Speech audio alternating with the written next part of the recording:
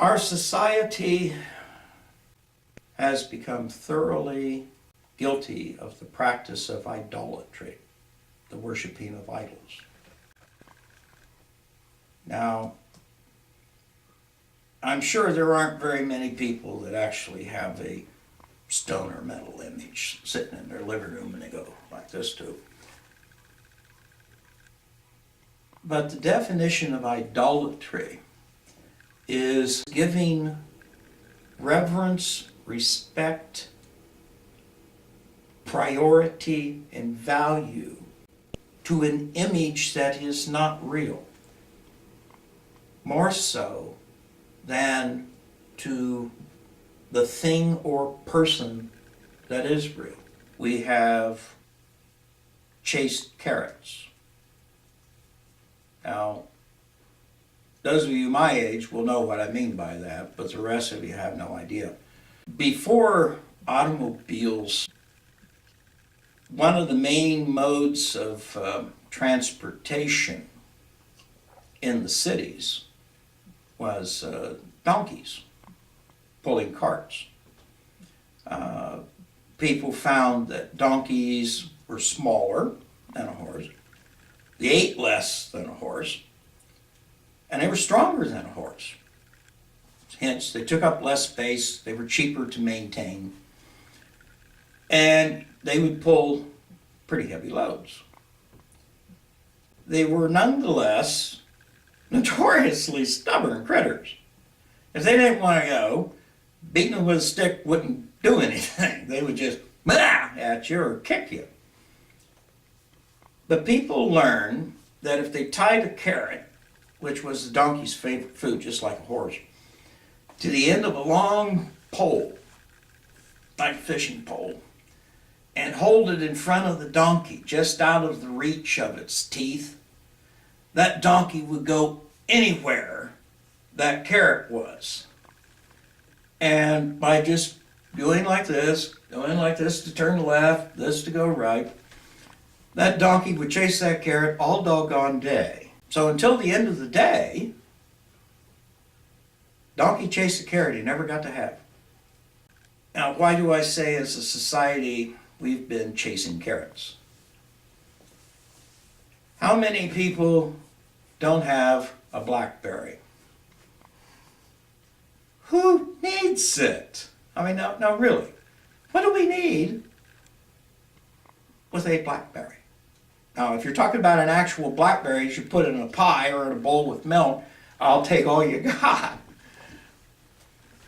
How many people haven't bought their 15th computer because this one's newer than the last one?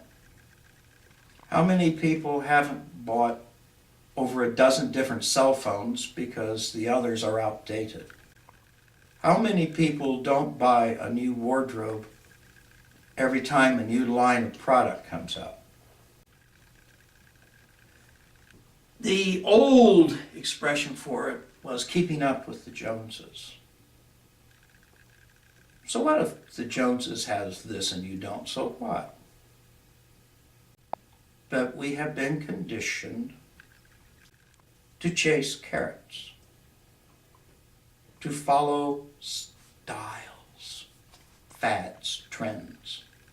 I've watched the documentaries put out by the producers of different TV shows and movies, in which they're very proud of the fact that the wardrobes they select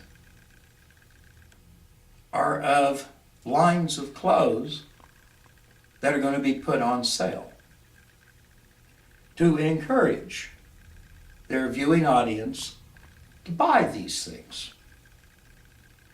In other words, the show is a commercial, pure and simple.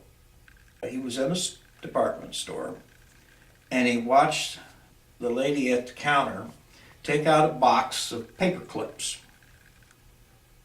And this is in full view of customers.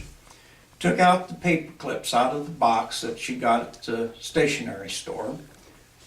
You could see the dollar for the box of 100. took them out and put a single paperclip on a tag that said $1 and put it on the rack for people to put in their ear. And people watching this handed her a buck so they could stick a paperclip in their ear and her ear get infected. Because that was the trend in Boston at the time. The person could have bought a whole box for the buck, but they chose to pay a buck for one because that's style. People paid people to put holes in brand new pairs of blue jeans and then paid them to put patches on the outside of the jeans. They would pay 3 times as much for a pair of brand new jeans that was put in a washing machine full of rocks so that the pants would now only last a few months. Blue jeans were noted for the fact that they lived longer than most people. But they insisted on paying 3 times as much for a pair of pants that weren't going to last even a year than they would for a pair of pants that would last them 10, 15 years. Because that's the style. How many times do you have a male hero that looks like me? How many times have you ever seen a knight kill a dragon in order to save a gal that weighs 100 pounds more than him?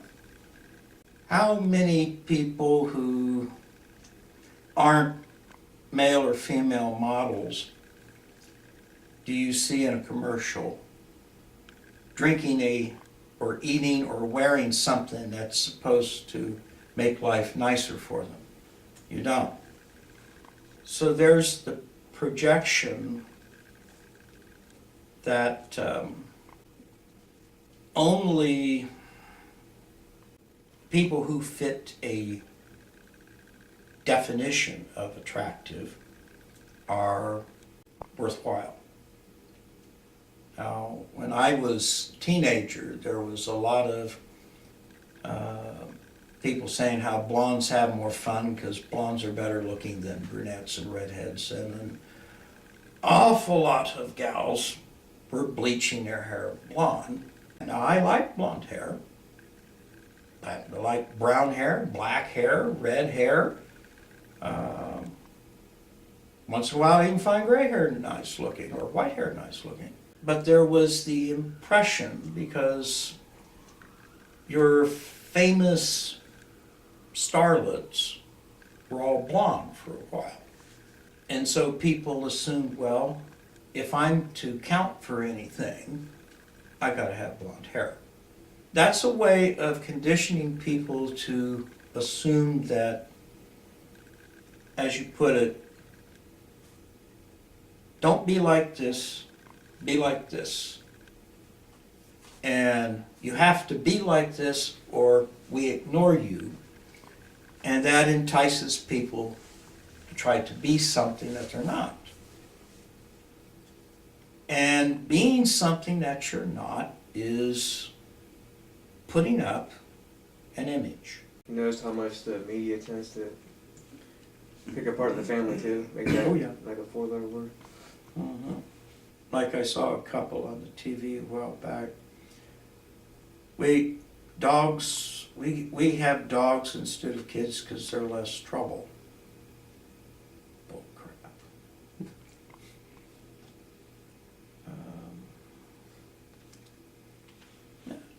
Children are work, yeah. So is anything worth having.